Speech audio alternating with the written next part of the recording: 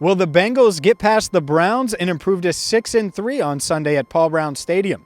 Hi again, everyone. I'm James Rapien with AllBengals.com and Cincinnati Bengals Talk here at Paul Brown Stadium, where Cincinnati gearing up for round one of the Battle of Ohio.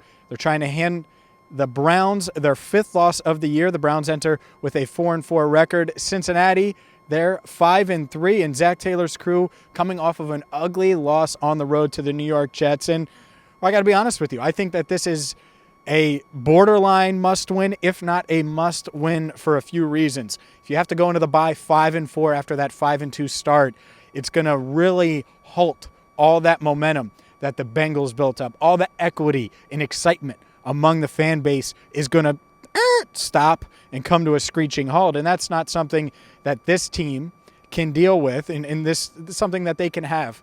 And if they do win, they improve to 3-0 in the AFC North. They get to 6-3, and they put themselves in position to not only keep pace with the Ravens in the division, but really good spot to continue their push to win the division. Get to my prediction in just a couple of minutes, but first, some keys to the game. With Odell Beckham Jr. not on the Browns roster, he was released on Friday. This Bengals defense is going to have to do a few things, and it starts with Nick Chubb and Dearness Johnson.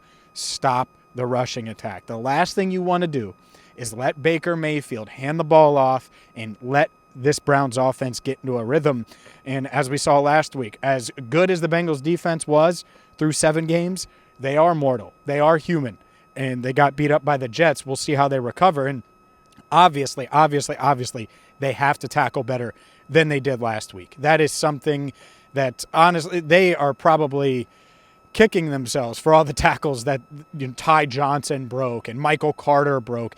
It's just unacceptable. And so that starts with the men up front, whether it's DJ Reader, Larry Ogunjobi, potential revenge game for him. That is something to watch. How quickly does this defense not only adapt, but get Nick Chubb on the ground? Is he breaking tackles early? Is Johnson making defenders miss? And if not, well, then you put Baker Mayfield in a position that the Bengals want to put him in, which is if you're taking away the run, the play-action game isn't going to work as well. You're forcing Mayfield to push the ball down the field. Now, it is worth noting that he's been really good against the blitz this season, so don't necessarily look for Lou Anarumo to heat up Mayfield. It might be the other way, where they just try to play their gaps, play the scheme that they're going to play, and hopefully Baker, they get him out of rhythm a bit without Odell Beckham Jr. Look for Donovan Peoples-Jones to have a bigger role, Rashard Higgins, and obviously Jarvis Landry. But they have great tight ends too, and Zach Taylor was talking just a few minutes ago about that. This Browns offense still has weapons without Odell. And again, if you let that run game go and get off to a good start, then everything else is going to follow. And then on offense, it's pretty simple. They have a guy named Myles Garrett, and you got to find a way to slow him down and make sure Jadeveon Clowney and Myles Garrett and the rest of those defensive linemen, Takk McKinley if he plays, that they don't wreck the game. That's got to be what the Bengals do on this offensive line and find a way to protect them, because they're not going to confuse you much. They're just going to try to beat you. And they'll move Myles Garrett around. Wouldn't be shocked at all if Myles Garrett lines up on top of the right guard, whoever plays right guard, whether it is Jackson Carman, who is healthy, so I would expect it to be him, but Akeem Adeniji was activated this week, so who knows? Maybe he takes some reps there. And then obviously you got Trey Hopkins at center. Myles Garrett's going to line up there too on the interior. I know if I'm the Browns, that's what I would do. I wouldn't just put him opposite Jonah Williams and say beat Jonah. If you're the Bengals, you probably like that matchup best. And so that's going to be a challenge. But if they can contain Garrett and not let him have 4 sacks or 2 sacks and a forced fumble or an interception or a batted ball, things like that, then I think this offense should be able to move the ball against this Browns defense. I think they're going to be able to get their guys in space. We'll see if the Browns double Jamar Chase. I certainly would, but they have Denzel Ward, a guy that they're confident in. They have guys like Greedy Williams, who they're confident in.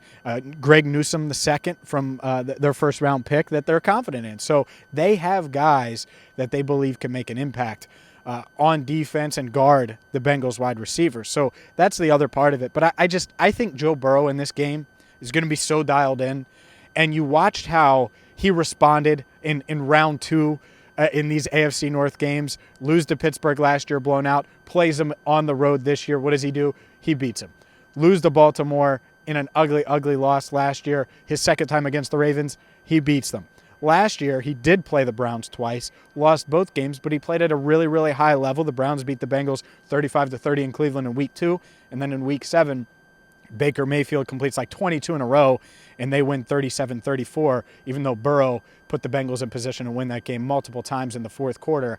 I do not see the Bengals faltering on Sunday. I think Joe Burrow is going to be great. I have high expectations for him in his third matchup here, third time playing in the Battle of Ohio, and I think the Bengals are going to beat the Browns. It's going to be a close one. It's going to be a nail-biter, but Cincinnati improves to 6-3 with a 31-27 win over the Cleveland Browns. And let's be honest, if anybody needs a win, it's me. I'm 3-5 on my predictions this year after that ugly Jets loss. I don't think anybody picked the Jets to beat the Bengals, but that's how the NFL works. So I'm rolling with the Bengals this week. I have them again 31-27 over the Cleveland Browns. So as always, make sure you hit that subscribe button. And until Sunday, when we'll be signing back right here, I'll be standing right here to preview the game. I'm James Rapien signing off from Paul Brown Stadium.